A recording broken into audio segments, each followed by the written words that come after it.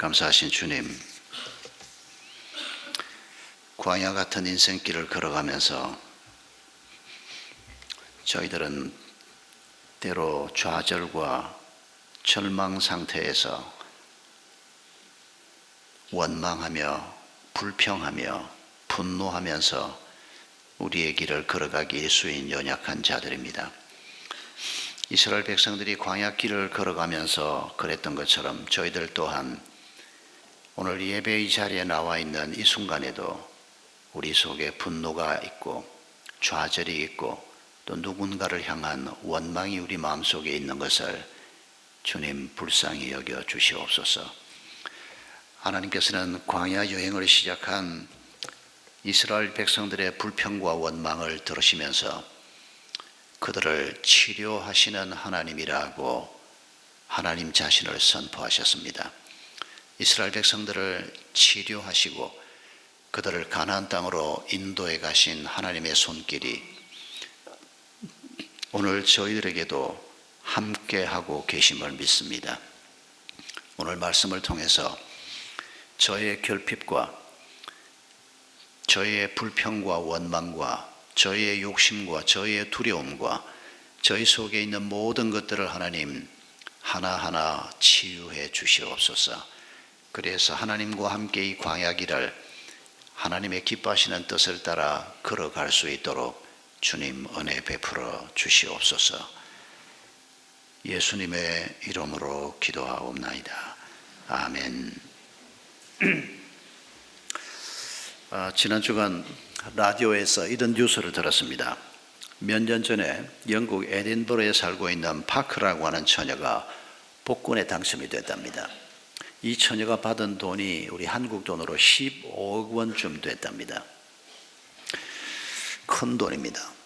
1억도 아니고 15억을 받아가지고 이 처녀가 평범한 처녀인 것 같은데 집도 사고 좋은 차도 사고 신나게 그동안 몇 년 동안 살았답니다. 그런데 이 처녀가 최근에 복권 회사를 고소를 한 겁니다.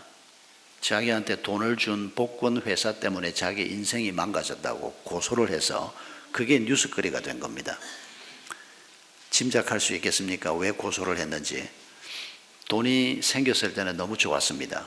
그리고 그 돈을 가지고 이제 집도 사고 차도 사고 이렇게 쓰는데 우리가 상상할 수 있습니다. 뉴스에는 그런 내용이 나오지 않았지만은 여러분, 가까운 가족이 내 딸이 언니가 혹은 동생이 결혼을 하는 사람이니까 그런 큰 돈을 가지고 있는데 가까이 있는 사람이니까 그 돈 여기 한번 써보자, 뭐 여기에 투자 한번 해보자, 이런저런 제안들을 가족들이 하지 않았겠습니까? 말 들었을까요? 안 들었을까요? 자기 돈인데 그 돈을 뭐 누가 어디 써보자 그런다고 쉽게 들었겠습니까? 돈 때문에 가족들 사이에 점점 어려움이 생기기 시작한 겁니다. 친구들도 꼭 마찬가지였습니다. 그러다 보니까 이 돈 때문에 가족들하고 멀어지고 돈 때문에 친구들하고 멀어지고 외톨이가 돼가기 시작하고 결국은 돈도 떨어져 버린 겁니다. 그러고는 인생에서 실패자처럼 된 이 처녀가 내 인생을 이렇게 만든 게 복권회사다. 그리고 그 복권회사를 고발을 했다는 겁니다. 여러분, 이건 그 처녀에게만 해당되는 얘기가 아닙니다. 15억 원이 안 생겨도 그 15억 원을 여기저기 안 써봐도 우리가 일상생활을 하면서 너무 쉽게 누군가를 원망하고 누군가를 탓하는 것, 이거 우리가 다 익숙하게 해보고 있는 겁니다. 주로 누구를 탓합니까? 제일 가까이 있는 사람 탓합니다. 내가 결혼만 좀 잘했으면, 저 여자를 안 만났으면, 좀 더 능력 있는 남자를 만났더라면, 여러분, 이런 생각 없는 사람이 누가 있습니까? 말은 하지 말아야 되는데 말까지 해버려가지고 엉망진창으로 만들어 놓는 경우가 얼마나 많습니까? 목사 장로들이 모여 앉으면 무슨 얘기 하는지 아십니까? 목사들끼리 모이면 주로 장로 탓을 많이 합니다. 내가 좀 좋은 장로만 만났으면 좋은 장로를 못 만나가지고, 주로 제가 듣는 얘기가 뭔가 하니까 박 목사는 좋은 장로들을 많이 만나가지고 목회가 잘 된다고. 뭐 그 말도 아주 틀린 말은 아닙니다. 장로들이 모여 앉으면 똑같은 얘기합니다. 목사가 좀 더 능력이 있으면 교회가 평화롭고 교회가 부흥이 될 텐데 이 목사가 시원찮아 가지고.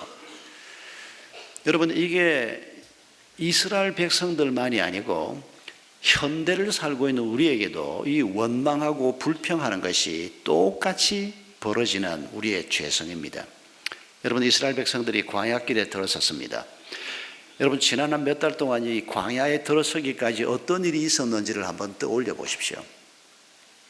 기가 막힌 일이 벌어졌지 않습니까? 10번의 재앙이 임하고 마지막 10번째 재앙 때는 모든 장자들이 이집트 땅에서 죽어 넘어지고, 그렇게 보내지 않으려고 했던 바로의 장자도 죽어 넘어지고, 놀라운 하나님의 도우심으로 이집트 땅을 430년 동안 노예로 살던 땅을 빠져나왔습니다. 너무 좋아하면서 나오는데 이집트 군대가 강력한 군대 아닙니까? 그 당시 전 세계에서 가장 강한 군대라고 해도 과언이 아닌 이 군대가 병거를 타고 무려 600대 병거가 함께 이스라엘을 죽여버리겠다고 쫓아왔지 않습니까? 그런데 하나님께서 홍해를 여셔서 이스라엘 백성들은 마른 땅을 건너는 것처럼 건너갔는데 추격해오던 이집트 병사들은 그 물속에 전부 빠져 죽는 기가 막힌 상황을 경험하고, 그리고 광야길로 들어선 겁니다. 그 다음 얘기가 우리가 지난 한 주간 읽은 본문입니다. 광야길을 들어갔는데, 여러분, 이스라엘 광야 쪽을 가보신 분도 들어있을 겁니다. 그런데 가봐도 소용없습니다. 거기에 1시간도 걸어보신 분이 별로 없을 거기 때문입니다. 여러분, 한 45도, 50도 되는 상황에서 한 몇 시간을 걷는다고 하면 상상을 해보십시오. 그런데 이스라엘 백성들 경우는 사흘길을 걸었습니다. 가지고 온 물은 일찌감치 바닥이 났을 겁니다. 그리고는 물을 찾아야 하는데 물이 없습니다. 그것도 자기 혼자가 아니고 가족들, 연세 드신 부모님들을 비롯해서 어린 자녀들까지, 가축까지 상당한 물이 필요한데 그 물을 광야에서 구할 수가 없었습니다. 여러분, 한 사흘 동안 물을 마시지 못하고 길을 걸어간다고 하면 상상을 해보십시오. 사람이 어느 정도 기진맥진할지. 그냥 사흘을 굶는 게 아니고 물을 마시지 못하는 극한 상태까지 간 게 아닐까 짐작이 됩니다. 체력으로 버텨낼 수 있는 마지막 순간까지 이 사흘 동안 가지 않았을까 생각이 됩니다. 사흘을 걸어가면서 물을 발견하지 못했던 그 광야를 수러 광야라고 이름을 붙였습니다. 여러분, 그 수러라고 하는 뜻은 벽이라는 뜻입니다. 장벽이라는 뜻입니다. 이 지명은 원래 있던 지명이 아니고 이스라엘 백성들이 붙인 지명으로 보아집니다. 분명히 하나님께서 약속하신 가나안 땅을 바라보고 길을 떠났고 하나님의 놀라운 능력을 경험했습니다. 믿음이 없으면 이건 아예 될 일이 아니다고 흩어질 수도 있고, 아니면 주변에 이집트에서는 노예로 살았으니까, 아니면 주변 아말렉이든 에돔이든 다른 나라에 들어가서 그냥 먹고 살만한 노동이라도 좀 할 수 있는 곳으로 들어가서 자리를 잡고 사는 생각도 할 수 있었을 겁니다. 그러나 이 사람들 마음속에 하나님을 떠날 마음은 분명히 없는 분들입니다. 하나님의 놀라운 은혜를 경험했고 하나님이 주신 약속을 바라보고 지금 가나안을 향해서 출발을 했는데 광야라는 장벽을 만난 겁니다. 물이 없는 장벽을 만난 겁니다. 앞에 큰 벽이 놓인 것처럼 자신들이 걸어가는 길이 더 이상 이어지지 않을 것이라고 하는 이런 두려움에 빠지게 된 겁니다. 마침내 마라에 도착을 해서 물을 찾았는데 그 마라에 있는 물은 써서 먹을 수가 없었습니다. 물이 발견됐을 때 얼마나 좋아했겠습니까? 그런데 그 물을 맛을 봤더니 먹을 수가 없는 물이었습니다. 여러분, 이런 한 사흘의 과정을 하나님께서 경험하게 한 다음에, 그리고 하나님께서 그 물에 나무를 집어넣어서 그 물을 마실 물로 바꾸어 주시는 이런 은혜를 하나님께서 베풀어 주셨습니다. 그리고 그들에게 말씀하십니다. 이 상황을 우리에게 설명하면서 하나님은 치료하시는 하나님이라고 말씀하십니다. 여러분, 누군가를 원망하면서 사는 것은 원망이라도 하고 마음속에 있는 불평이라도 털어놓으면 스트레스가 풀린다. 저는 그 말 믿지 않습니다. 의사들은, 정신과 의사들은 어떻게 생각하는지 모르겠습니다만은 내가 마음속에 있는 걸 불평, 원망 이런 걸 좀 쏟아놓으면 내가 마음이 풀려서 스트레스에서 벗어나고 암 걸릴 확률이 낮아진다. 아닙니다. 여러분, 내 원망 때문에, 내 불평 때문에 내 주변에 있는 사람들이 고통을 받기 시작하고 나 자신도 그 독을 계속해서 퍼뜨리면 내 속에 있는 독도 해소되지 않고, 왜냐하면 이 원망하게 하는 독소, 죄성이라고 하는 것이 우리가 본문을 보아서 압니다마는 내가 한번 불평한다고 해서 그게 없어지거나 치료가 되는 게 아닙니다. 계속해서 이게 나옵니다. 불평하기 시작하면 이 불평은 점점 도가 더 커지고 점점 더 많은 사람을 향한 불평으로 커져가는 것을 지난 한 주간 본문에서 우리가 봤지 않습니까? 하나님의 방법으로 치료를 받아야 합니다. 여러분, 하나님께서 먼저 이스라엘 백성들의 불평과 원망을 어떻게 치료하시는지 오늘 본문이 설명하고 있습니다. 여러분, 이 본문을 읽으시면서 이런 생각을 해보셨습니까? 기가 막힌 은혜를 경험하고 광야에 들어왔는데 물이 없다고 해서 불평하는 이 어리석은 인간들을 향해서 하나님께서 내가 이것들을 데리고 도대체 이 광야길을 가야 하나? 내가 이것들을 데리고 내가 가나안 땅까지 가서 새로운 공동체를 만들어? 하나님이 이스라엘 백성들을 향해서 분노하고 실망하시고 그들을 야단쳐도 이스라엘은 할 말이 없을 것입니다. 그동안 하나님이 보여주신 것이 너무도 크고 많았기 때문입니다. 그러나 하나님께서는 이 어린 아이 같은 짓을 하는 이들을 야단치지 않고 있습니다. 여러분, 이게 얼마나 큰 하나님의 은혜인지 모릅니다. 하나님은 우리의 연약함을 아십니다. 여러분, 이스라엘 백성들은 400년 가까운 세월을 노예로 살았습니다. 430년 중에서 초기 얼마 동안은 요셉 때문에 대접을 좀 받고 살았지만은 얼마 후에 그들은 노예로 살게 됐고 평생을 노예로 살다가 지금 나온 사람들입니다. 부모들도 마찬가지고 조부모들 때도 마찬가지고 평생을 이집트 땅에서 노예로 살면서 사람 대접을 받아보지 못한 사람들입니다. 임금 한 푼 제대로 받지 못한 사람들입니다. 여러분, 그들 마음속에 자존감이라고 하는 것은 있을 수가 없습니다. 그저 그 사회에서 쓰레기 같은 존재들, 그래서 노동이나 제공을 하고 밥 한 끼 얻어먹으면 감사하면서 살아야 되는 이런 인간으로 살던 사람들, 그들이 자존감을 가질 수 있었다면 우리는 아브라함의 후손이다. 여호와 하나님께서 우리를 이런 상태에 버려두지 않을 것이다. 하나님으로 인해서 갖는 자존감 외에는 아무것도 가질 수 없는 사람들이었습니다. 여러분, 평생을 노예로 살다가 광야길에 나서면 하나님이 행하시는 10번의 재앙을 받다고 해서 하루아침에 사람이 싹 달라진다? 안 달라집니다. 누구를 보면 알 수 있습니까? 우리를 보면 알 수 있지 않습니까? 나도 10번의 재앙을 안 봐서 그렇지 한 10번쯤 재앙을 하나님께서 그걸 봤으면 내가 싹 달라졌을 거다. 내가 확신을 가지고 말할 수 있습니다. 10번이 아니라 20번을 봐도 싹 달라지지 않습니다. 여러분, 그게 인간입니다. 우리가 경험은 좀 다르지만은 여러분, 얼마나 기가 막힌 경험들을 많이 했습니까? 그런 경험 없이 오늘 이 자리에 앉아 있을 사람이 누가 있습니까? 우리 규범 형제가 오늘 얘기한 것처럼 하나님이 귀로 들려주지 않아도, 눈으로 보지 않아도 말씀을 통해서 주신 확신이 얼마나 놀라운 하나님의 은혜입니까? 또 귀로 듣는 사람들도 있지 않습니까? 눈으로 보는 사람도 있지 않습니까? 오늘도 하나님께서는 다양한 방식으로 하나님이 살아계심을 우리에게 보여주십니다.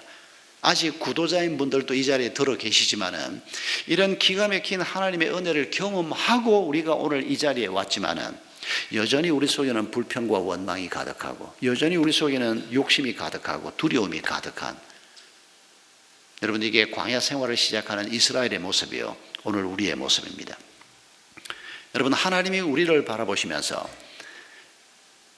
먼저 불평한다고 혼내지 않는 하나님, 이게 하나님의 치유의 첫 번째 단계입니다. 받아주시는 하나님. 나중에 보면, 뒤에 가서 보면 르비딤에서 또 난리를 칩니다. 물이 없다, 음식이 없다, 또 난리를 칩니다. 여러분, 그들에게 하나님께서 야단치지 않고 너놈들하고는 도저히 못하겠다 그러지 않고, 애굽에서 먹던 고기가 그립다. 아니, 노예로 살면서 먹었던 고기가 자기들이 한우 같은 좋은 고기를 먹어봤겠습니까? 형편없는 고기 먹고 살던, 그런데 그때가 더 좋았다는 겁니다. 그건 거짓말입니다. 그거 뭐 고기, 그것도 하급 고기 조금씩 먹었던 그 시절이, 노예 시절이 지금 이 자유인으로 사는 지금보다 더 좋다. 이건 정신이 나가서 하는 소리입니다. 그런 소리를 하는데도 하나님께서 한탄하시거나 분노하시지 않고 뭐라 그러십니까? 그래, 내가 실컷 먹여주마. 참 얼마나 놀라운 하나님의 자비하심인지 모릅니다. 200만, 300만을 고기를 실컷 먹이려고 하면 도대체 얼마나 가져와야 될 건데, 그런데 하나님이 사용하신 방법은 기가 막힌 방법이었습니다. 메추라기 떼를 하나님께서 엄청난 양을 오게 해서 정말 입에서 냄새가 날 만큼 그 메추라기 고기를 가지고 먹게 하셨습니다. 메추라기가 뭔지 알 수가 없습니다. 뭐 참새 같은 건지 메뚜기 같은 건지, 아무튼 이스라엘 백성들이 먹고 싶었다고 말한 그 고기보다는 양질의 고기인 것이 틀림없습니다. 그거 먹고 나니까 조용해졌지 않습니까? 그거 먹고 나니까 더 이상 고기 얘기를 안 하지 않습니까? 여러분, 하나님께서는 썬 물에 나무를 던져서 단물로 바꾸어 주시는 치유를 하시는가 하면, 그리고 그들을 엘림으로 데리고 가십니다. 엘림은 마라, 썬물이 났던 그 마라에서 남쪽으로 10km 떨어져 있는 곳에 있는 오아시스입니다. 여러분, 이 오아시스를 설명을 하는데 샘이 12곳이 있었고 종려나무가 70그루가 있었다고 얘기합니다. 12, 70. 여러분, 이 숫자들이 의미하는 바가 뭔지 아시겠죠? 여러분, 이 숫자들이 전부 완전수들입니다. 하나님께서 아주 가까운 곳에 10km입니다. 여러분, 오늘 이 자리에 모인 우리, 지금 이 숫자가, 우리 지금 여기 모인 숫자가 한 500명쯤 됩니다. 이 방이 500석이니까 빈자리 좀 있긴 하지만은, 우리 500명이 한 사흘 동안 물을 못 마셨다. 우리가 물을 좀 구해보자. 우리가 흩어져서 물을 구하면 반경 몇 킬로쯤까지 흩어질 것 같습니까? 저 용인 시청쯤 가는 건 너무 멀다고 생각할까요? 아닙니다. 우리 이 숫자 정도가 흩어지면 아마 상당한 거리에 우리가 흩어져서 물을 구하고, 물을 구했으면 들고 쫓아오지 않겠습니까? 여기에 가족들이 있고 부모님들이 있고 하니까. 여러분, 이스라엘 백성들 숫자를 계산할 때 장정만 60만이었습니다. 전투에 나갈 수 있는 젊은 남자들만. 여러분, 60만이 흩어져서 내 자녀, 내 부모님, 내 와이프 먹일, 아니면 지금 당장 죽을 수도 있으니까, 여러분, 이 사람들이 흩어져서 물을 찾았으면 광야지만은 어느 정도 흩어졌을까요? 여러분, 여기서 10km면 어디쯤인지 아시겠죠? 수지 입구까지가 10km입니다. 남쪽으로는 제가 재보지 않아서 어디까지가 10km인지 모르겠습니다. 60만 명이 흩어져서 물을 찾아도 10km 정도까지는 이잡듯이 뒤졌을 겁니다. 그런데 엘림을 보지 못했습니다. 하나님께서 일부러 못 보게 하신 게 아닌가 하는 느낌이 들 정도입니다. 아주 가까운 곳에 기가 막힌 오아시스가 있는데 찾다 못 찾고 불평을 털어놓는, 그런데 하나님께서 그들에게 마라의 썬물을 단물로 만들어 주시고, 그리고는 좀 더 편안하게 쉴 수 있는 오아시스로 인도해 가신, 이런 얘기를 기록하고 있습니다. 여러분, 하나님께서 우리에게 말씀하시기를, 지금 이 상황을 설명하시면서 25절에 보면 법도와 율례를 정해 주시고 그들을 시험하셨다고 얘기합니다. 여러분, 이스라엘 백성들이 이 사흘 동안 이런 어려움을 겪고 하나님이 공급하시는 오아시스를 경험하는데, 여러분, 이게 아주 가까운 곳에 있었습니다.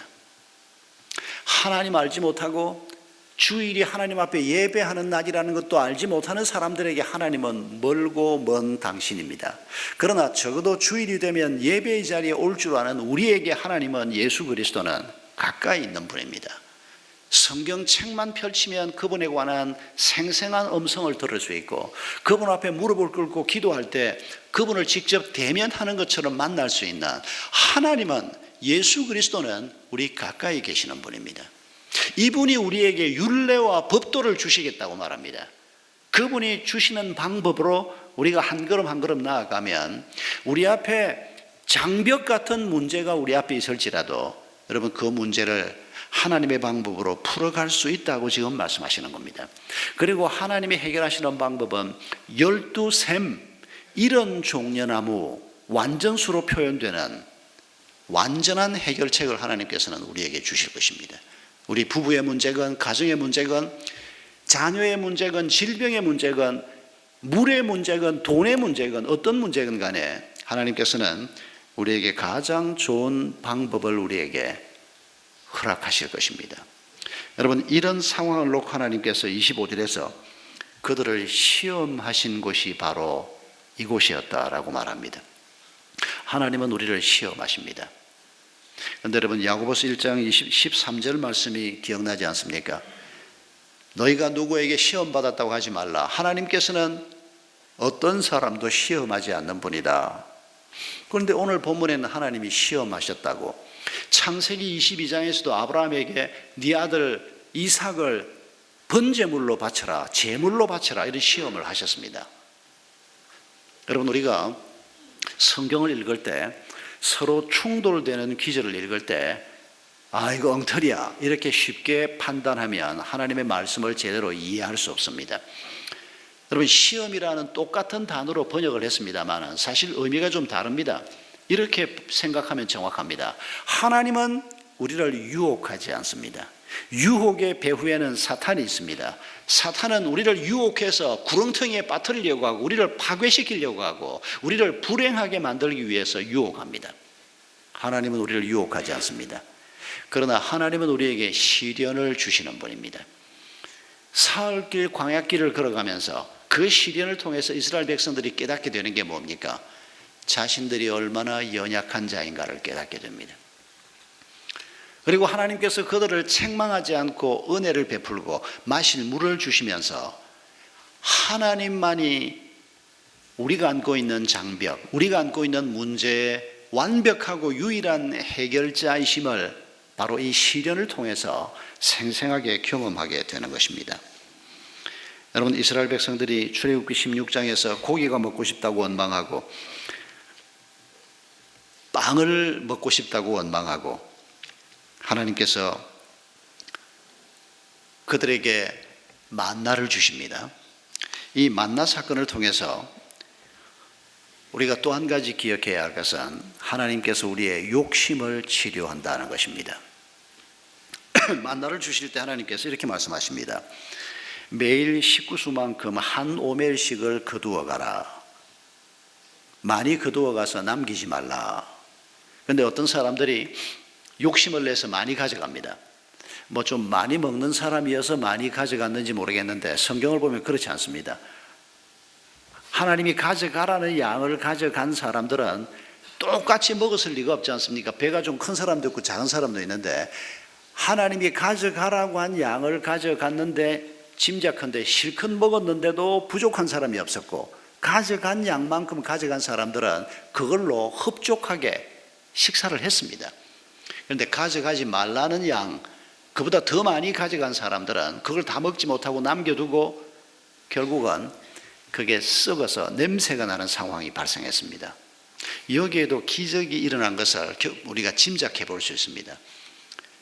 저 집이 5식구에서 5오멜을 가지고 왔습니다.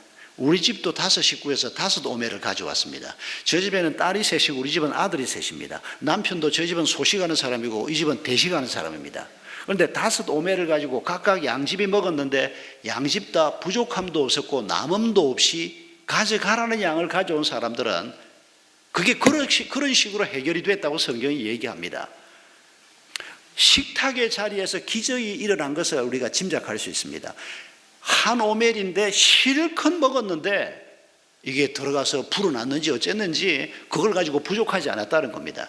하나님이 가져가라는 양만큼 가져가서 먹은 사람들은 거기에도 부족함이 없고 남아서 썩는 게 없었습니다. 한 오멜을 양이 적은 사람은 밥만 먹고 말았을 수도 있는데 이건 어떻게 된 건가? 다음에 하나님께 가서 천국 가서 물어보십시다마는 제 상상력으로는 이 한 오멜을 가지고 한 사람이 먹는데 아직 어린 아이는 그걸 가지고 먹었는데 이게 자기 먹는 양의 적당한 분량으로 변신을 한 게 아닌가. 그러니 똑같은 양을 가져갔는데 부족한 집도 없고 모자라는 집도 없고 이런 기적이 식탁에서 벌어진 겁니다. 그런데 양을 하나님이 정한 것보다, 하나님이 말씀하신 율례와 법도보다 많이 가지고 간 사람, 욕심을 부린 사람, 이런 사람들은 그게 남았습니다.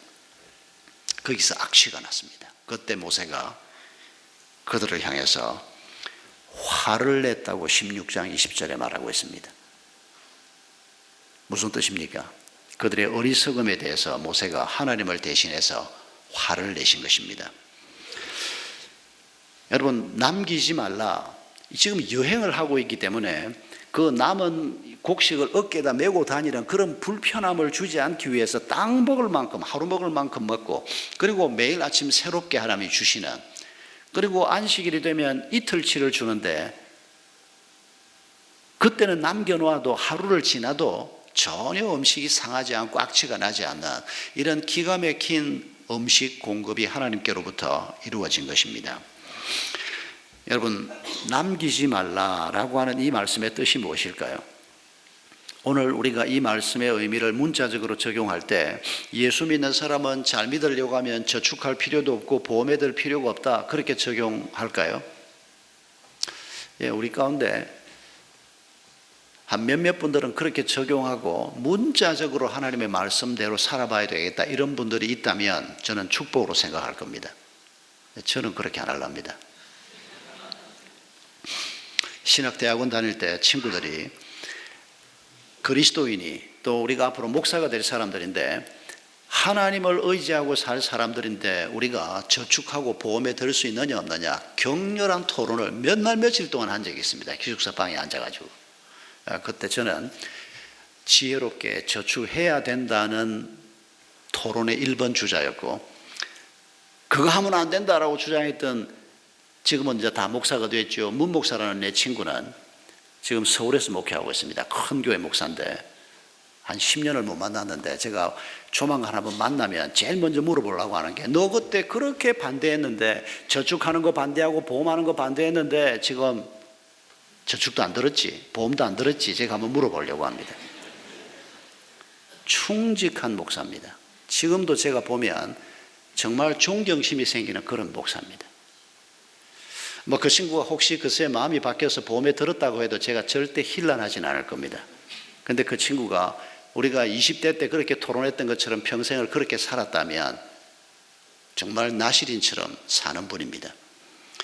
나는 하나님 앞에 그런 도전을 받았기 때문에 그렇게 살아보겠다. 좋습니다. 내가 이렇게 사니까 너희들도 그렇게 살아라. 아닙니다. 그건 아닙니다. 여러분, 우리가 하나님의 말씀을 적용할 때 이 점에 아주 주의를 기울여야 합니다. 하나님께서는 우리에게 하나님이 주신 공급하신 것을 가지고 우리의 노후를 위해서 저축을 한다든지 자녀들을 위해서 뭐를 좀 저축을 한다든지 그게 잘못된 것이라고 절대 말하지 않습니다. 그러면 얼마나 저축을 해야 하나, 이게 고민입니다. 알아서 하십시오. 다다익선이다, 그건 아닙니다. 그건 세상의 논리입니다.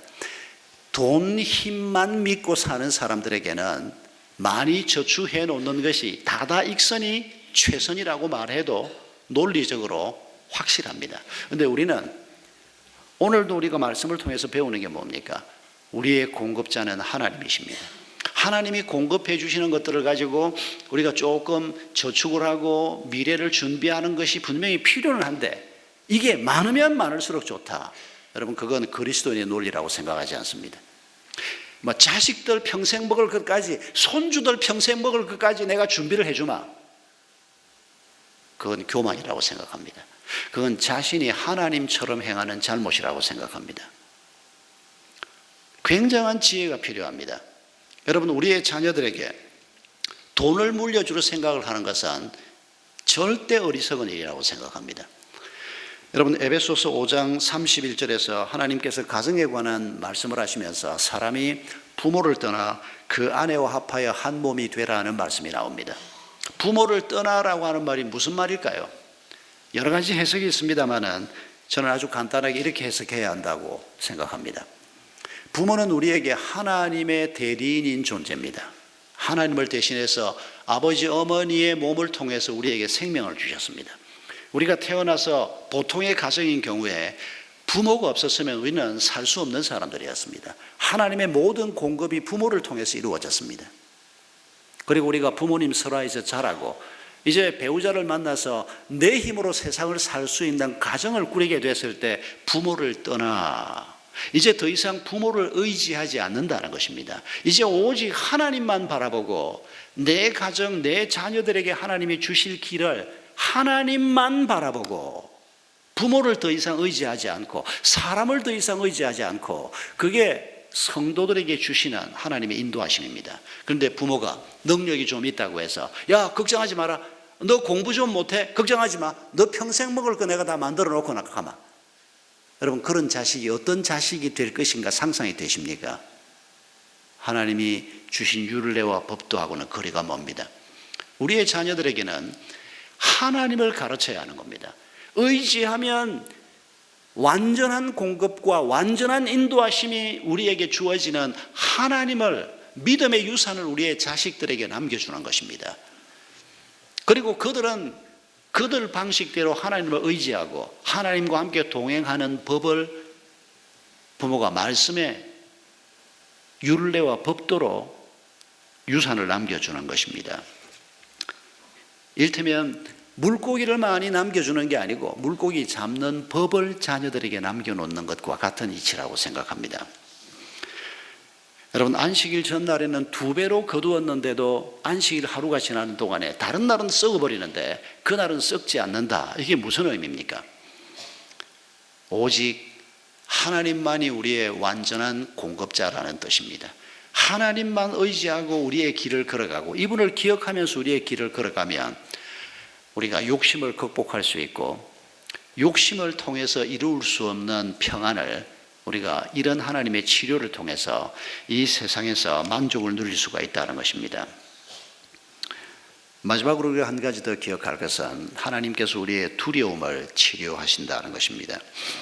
출애굽기 17장 8절을 보면 그때에 아말렉이 르비딤에 있는 이스라엘 백성들을 공격해 왔다고 첫 번째 전쟁 얘기를 시작합니다. 물이 없어서 한바탕 난리가 났습니다. 고기가 먹고 싶어서 한바탕 난리를 떨었습니다. 그래서 하나님이 물도 풍족하게 해주시고 메추라기를 실컷 먹게 해주시고 그리고 이제 만나도 공급해 주시고 여기 이스라엘 백성들이 한 건 원망과 불평밖에 없습니다. 그래서 하나님의 이런 크신 은혜를 덧입고 이제 좀 마음이 안정됐는데 그때 아직도 르비딤에 있는데 그때 아말렉이 공격을 해왔습니다. 이 귀절을 이렇게 해석하는 분들이 있습니다. 그렇게 불평하고 원망하고 모세를 향해서 원망을 해도 보통 원망을 한 게 아니지 않습니까? 모세가 얼마나 두려움을 느꼈던지 하나님 앞에 기도하면서 하나님 이 사람들이 지금 나를 돌로 쳐서 죽일 것처럼 나를 원망합니다. 이렇게 토로할 만큼 원망의 정도가 심했습니다. 그 난리를 떠니까 하나님께서 지금 이제 아말렉 군대를 보내가지고 손 좀 보겠다고 하는 거 아니겠느냐. 여러분 하나님을 그렇게 생각하는 것은 하나님을 너무 작은 분으로 보는 것이라고 저는 생각합니다. 그들의 원망을 하나님이 다 받아주셨습니다. 책망하지 않았습니다. 그들의 연약함, 그들의 노예 근성, 그들의 몸에 익숙해 있는 아직도 여러 가지 부족한 것들 하나님이 그걸 있는 모습 그대로 받으시고 아들, 딸로 그들을 대해 주시는 이런 은혜로 그들의 마음에 치유가 시작이 된 겁니다. 여러분 이런 상황에서 적이 나타나는 것은 우리가 뭘 잘못해서 꼭 적이 나타나는 게 아닙니다. 내가 죄를 범했기 때문에 어려움을 당하는 게 아닙니다. 이런 논리를 갖는 사람들에 대해서 우리가 아주 주의해야 합니다. 성경을 잘못 해석하는 것입니다.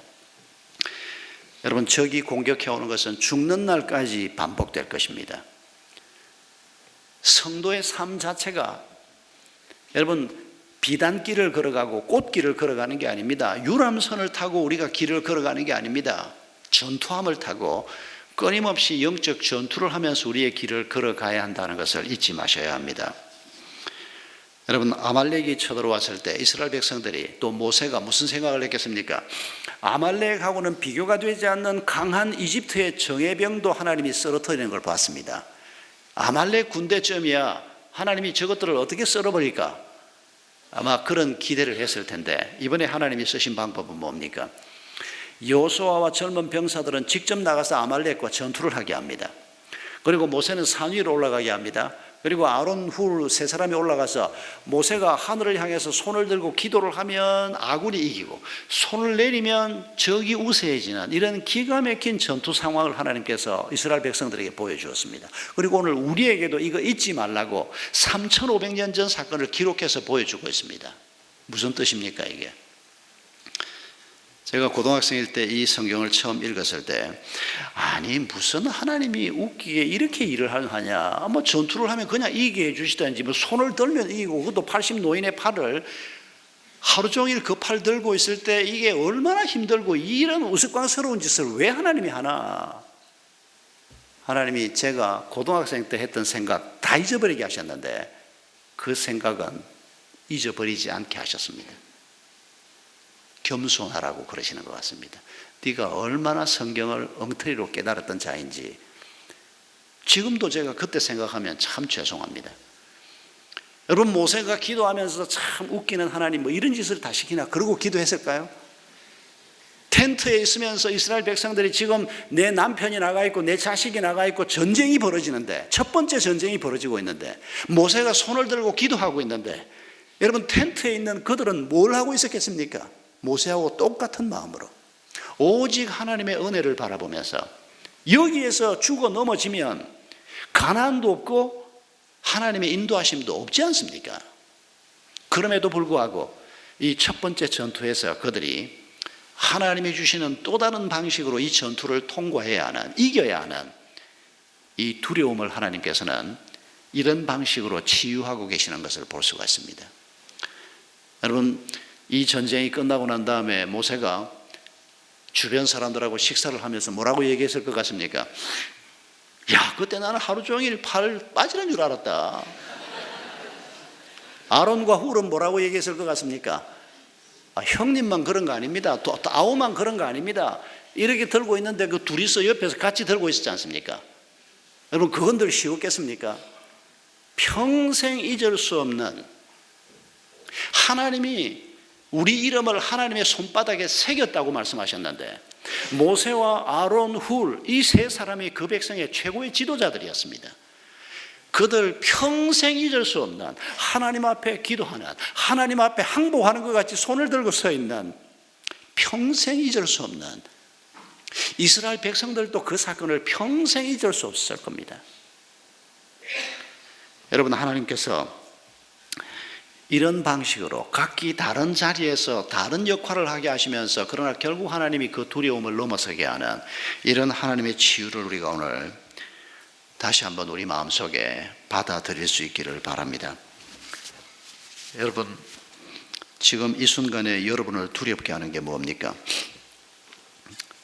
우리 개인적으로나 가정적으로 또 교회적으로 또 우리 국가가 지금 어려운 상황에 있어서 우리 마음을 두렵게 하는 일들이 많이 벌어지고 있습니다. 헌재가 언제 대통령 탄핵 문제를 결정할지 모르지만 이거 생각하면 다 우리 마음이 착잡해지고 촛불 집회, 태극기 집회 나누어서 지금 저 난리를 떨고 있는 걸 보면 참 마음이 무겁습니다. 우리 모두가 똑같은 마음입니다. 그리고 굉장히 걱정됩니다. 아베는 벌써 트럼프 대통령을 몇 번을 만나고 통화를 하고 난리를 떨고 한국은 지금 아무것도 못하고 있습니다. 외교 무대에서 아무것도 못하고 있습니다. 그러나 여러분 오늘 우리가 이 말씀을 읽으면서 세계 정세를 주도하는 것은 트럼프도 아니고 아베도 아니고 시진핑도 아니고 하나님이신 것을 기억하면서 비록 우리 대통령이 나가서 외교 못하고 있어도 우리가 하나님 앞에 기도할 때 하나님께서 이 민족에게 은혜를 베푸실 것을 믿습니다. 그리고 우리가 촛불 집회를 찬성하는 분이건 태극기 집회를 찬성하는 분이건 우리가 균형을 잃지 말아야 합니다. 말씀, 하나님의 율례와 법도를 따라서 우리가 판단하는 것을 잊지 말아야 합니다. 저는 오늘 우리 현 상황에서 우리가 균형을 잡아야 하는 것은 이런 거라고 생각합니다. 여러분 진보가 촛불 집회를 하고 보수가 태극기 집회를 합니다. 우리가 개인적으로는 이쪽이다 저쪽이다 말하는 거 문제 없습니다. 여러분 어떤 사회든 진보가 있어야 하고 보수가 있어야 합니다. 진보만 있으면 큰일 납니다. 보수만 있어도 이거 큰일 납니다. 항상 좀 진보적인 사람들이 있고 그리고 보수적인 사람들이 있고 서로 갈등하면서 한 공동체를 만들어가는 것이 하나님이 주신 방법이라고 생각합니다. 그래서 내가 보수에 속했던, 진보에 속했던, 촛불 집회 갔다 온 분들도 우리 가운데 많지 않습니까? 애들 데리고 갔다 왔다는 젊은 부모들이 많은 거 보고 저도 좀 놀랐습니다만 우리 집 아이들도 전부 촛불 집회 다 갔다 왔습니다. 같이 가자는 걸 제가 핑계를 대고 안 가긴 했는데, 왜냐하면 제가 촛불 집회 가면 태극기 집회 가던 우리 교인들한테 미안하지 않습니까? 태극기 집회 내가 가면 거기 내 친구가 날 보고 오라고 처음부터 계속 그러는 걸 제가 못 간다. 촛불 집회 가는 우리 교인들 때문에. 나는 촛불이건 태극기건 그것도 의미가 있지만은 내가 말씀을 전하는 내 교인들이 중요하고 그들이 말씀의 균형을 잡는 것을 원하기 때문에 내가 어느 한쪽 편에 서는 거, 제 의견은 있습니다. 그러나 제가 그 의견을 표출하지 않으려고 애를 쓰는 이유가 바로 그겁니다. 둘 다 중요합니다. 그런데 이 두 집단에서 우리가 조심해야 될 사람들이 있습니다. 이석기 석방하라 그러는 이 양반들 조심해야 됩니다. 그 말은 듣지 마십시오. 촛불 집회에서 지금 종북주의자들이 외치는 통일이 돼야 되는데 민족 중심의 통일이 돼야 된다, 그 소리 듣지 마십시오. 통일은 북한 주도 통일이 일어나면 안 됩니다. 남한 주도 통일이 아니면 우리가 그 통일은 거부해야 됩니다. 민족 중심의 통일이면 좋다, 그 말을 여러분 교묘하게 표현한 겁니다. 북한이 통일을 해도 민족이 하나가 되면 되는 거 아니냐? 민족 지상주의 아닙니다. 그 통일에 우리는 동의할 수 없습니다. 그리스도인들이면 어떤 사람도 동의할 수 없어야 한다고 생각합니다. 그런데 이 촛불 집회에 이런 부류들이 조금 있습니다. 이 사람들 때문에 촛불 집회 전체를 빨갱이다 이렇게 말하는 태극기 집회의 극우주의자들도 조심해야 합니다. 여러분, 이런 상황에서 우리가 광화문에 한번 다녀오시든 안 다녀오시든 하나님의 은혜를 우리가 기도하고 하나님이 우리 민족이 안고 있는 이 상황을 넘어설 수 있도록 우리 모두에게 지혜를 주시도록 그리스도인들의 균형 잡기가 필요합니다. 여러분, 개인적으로 여러분이 두려움을 느끼는 건 뭡니까? 요새 제가 두려움을 느끼는 건 뭔가 하니까 교육관 헌금 작게 나오면 어떡하나, 이게 저한테는 이게 보통 두려움이 아닙니다. 내가 목사만 아니라도 이런 걱정 안 할 겁니다. 알아서 하겠지 2월부터 계속 그게 마음을 짓누릅니다. 별 생각이 다 들 때가 있습니다. 이거 담임 목사가 이렇게 열심히 광고를 했는데 한청지를 헌금도 안 나오면 내가 이 교회 사표 내야 되는 거 아닌가? 이렇게 말빨이 안 먹히는 목사가 앞으로 설교는 어떻게 할 건가? 이런 생각도 했다가 마음이 보통 복잡하지가 않고 결국 남는 건 두려움입니다. 그러나 하나님의 율례와 법도가 주는 생각이 무엇입니까? 우리가 이미 결정 잘 해놓았습니다. 당회에서 기도하고 기쁨으로 헌금하되 헌금 나오는 만큼 가지고 건축하면 된다. 이미 결정 잘 해놓았는데 그 법도를 따라 생각하지 않고 괜히 담임 목사 자존심 이런 걸 가지고 생각하니까 그런 이상한 생각이 자꾸 나고, 그러니까 자꾸 두려움이 느껴지는 겁니다. 여러분, 우리 개인이 느끼는 두려움이 무엇이든지 간에 건강 때문에 느끼는 두려움이든 재정적으로 준비가 되어 있지 않아서 노후에 대한 걱정이건 자식들의 미래에 대한 걱정이건 뭐건 간에 여러분, 하나님께서는 놀라운 방식으로 우리를 도우시는 분이심을 기억하십시다. 이 하나님을 기억하고 이 하나님과 함께 우리의 남은 길을 걸어갈 때 여러분, 하나님이 우리를 치료하시고 우리와 함께 하시고자 하는 일들은 계속해서 우리 앞에 아름다운 열매를 맺게 될 것입니다. 3500년 전에 주의 뜻이 이루어진 것처럼 오늘도 우리를 통해서 주의 뜻이 이루어지는 축복이 있기를 바랍니다. 우리 함께 찬송하겠습니다.